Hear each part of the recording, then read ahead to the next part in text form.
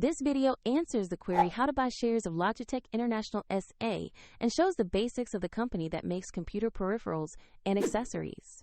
Logitech trades on NASDAQ under the ticker LOGI.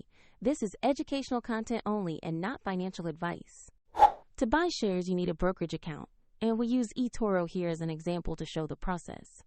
After signing up, you will need to verify your account, typically by uploading an identity document, and add funds before you can place a trade. On the platform, use the search box and type the ticker LOGI to locate the listing.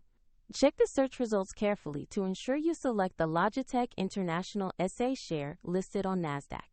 On the asset page, you will find basic company information and a price chart for the share. Confirm the company name, ticker LOGI, and NASDAQ listing to make sure this is the correct stock before proceeding.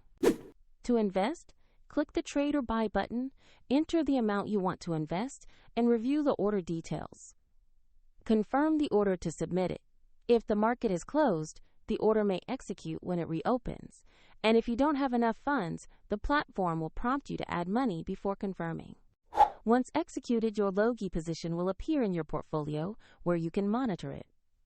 For the example link to eToro, check the description below.